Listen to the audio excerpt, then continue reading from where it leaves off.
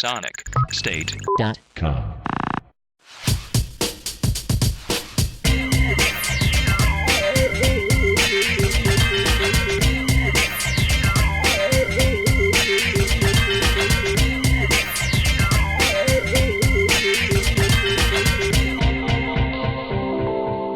Welcome back to the top 20 greatest synths of all time ever. Most people think of jazz funk as whingy, lightweight nonsense, but I say give it a chance. Back in the 80s, with half a crate of leaf brown milk inside you, it was sounding pretty good. Next up, it's the Yamaha CS-80. Okay. That's a simple thing. And at the same time, you can, this sound, you can bring feeling. CS-80 was a magnificent beast, and beast is the operative word. I forget how much it weighed, but I do remember as an a reasonably athletic young man trying to lug this thing around for a couple of gigs, and that's it. It just went out the window after that. Change again.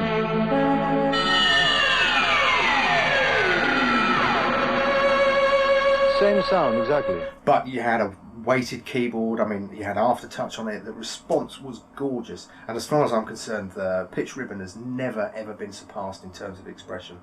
Stevie Wonder actually wore his out, or two as I understand, which is certainly something. In fact, we have a lot of different families of sound, put them together. It's like a symphony orchestra, it does exactly the same thing. Or going to crazy things like...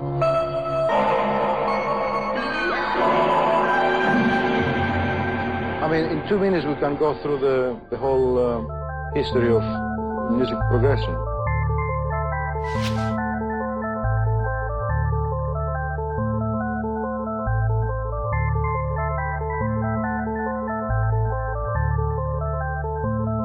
You're watching sonicstate.com, and I'm watching you.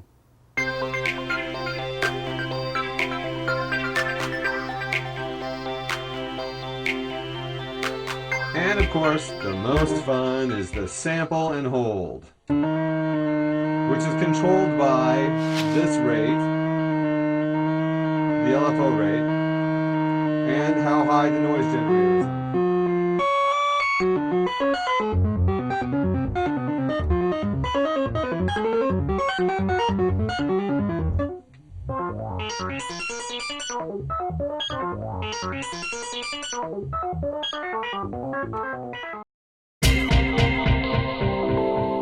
Now, a trumpet should look like this and sound something like this.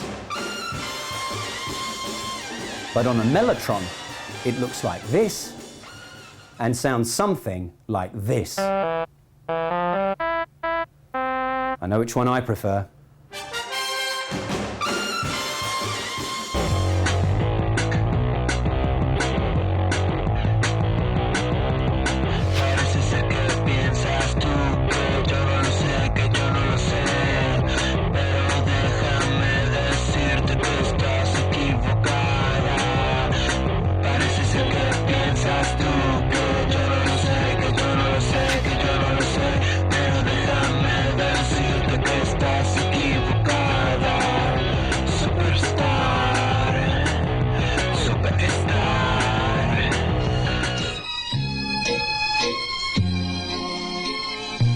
Hello there. I suppose you thought you were listening to a long playing record just then.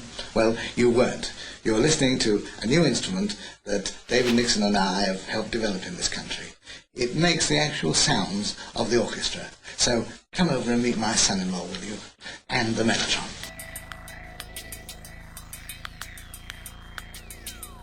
These were devised originally to enter the home organ market. The idea that people would buy these maybe instead of an organ for their home. And they didn't really catch on, and it took quite a while before anybody found a home for these things. Because of its anomalies, the wow and the flutter and the signal-to-noise ratio and all these things, it had a bit of a peculiar quality. But all these artifacts only add to the charisma of the instrument. It just made it a really interesting thing. Well, explain how it works, will you? Well, actually, it's fairly straightforward. It's a musical computer, and as you know, Eric, the right hand is lead instruments with a choice of 18 different ones, and the left hand is rhythms in this half and backgrounds in this half, and it's all been fed onto hundreds of tape tracks. It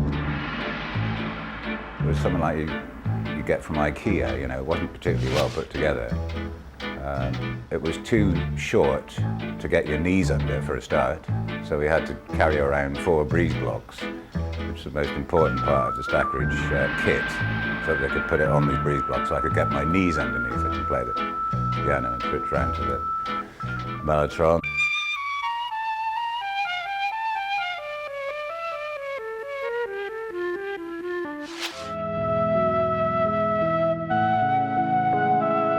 Fantastic instrument, fantastic sounding instrument. I've used them most of my career. I love them.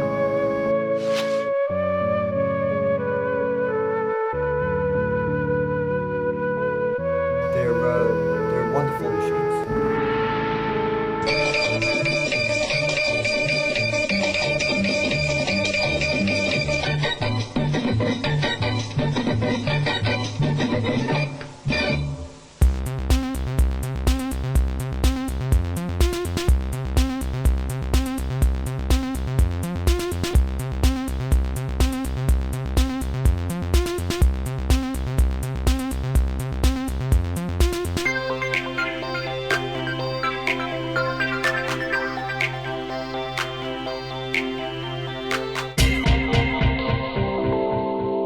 Now, back in the early days of synthesis, unstable oscillators would often cause the instrument's notes to vary wildly on stage, making the music virtually unlistenable.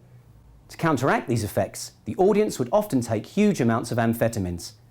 As the years went on, the technology improved and the notes stabilised, but the drug use spiralled out of all control. Nobody knows why. Here's the Juno 60.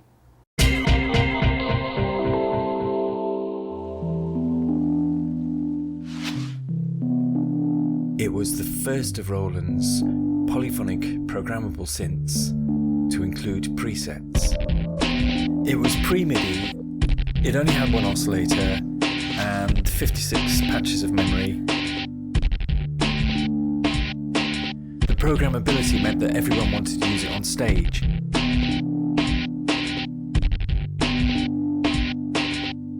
And it just looked really, really good. The black casing, the sliders, the colour scheme, the wood panels on the side, it looked great.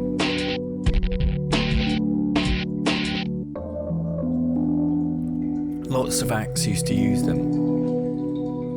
The Eurythmics, Vince Clarke, Howard Jones, these days Faithless, Add Into X. After the Juno 60 came the 106, which was really a Juno 60 with MIDI.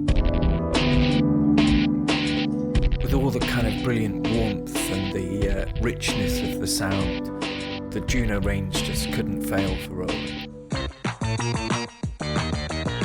これね、ローランドのジュノ106ってストリングスやオルガンサウンドをはじめ128種類のオリジナルサウンドがメモリーできるんだ。スピーカーがついてるわ。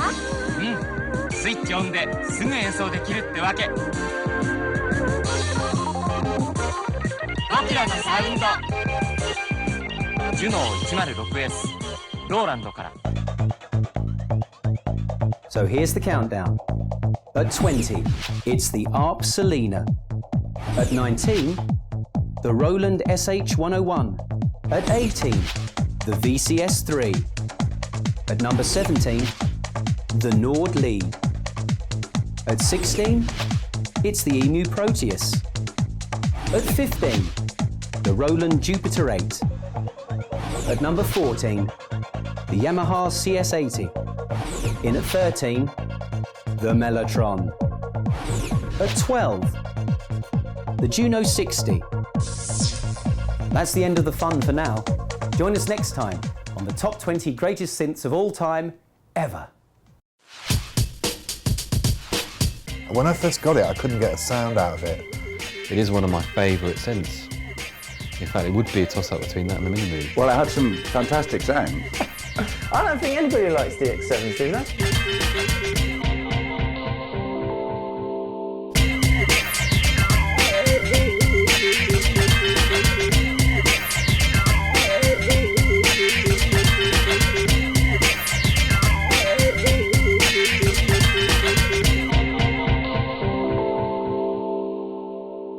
sonicstate.com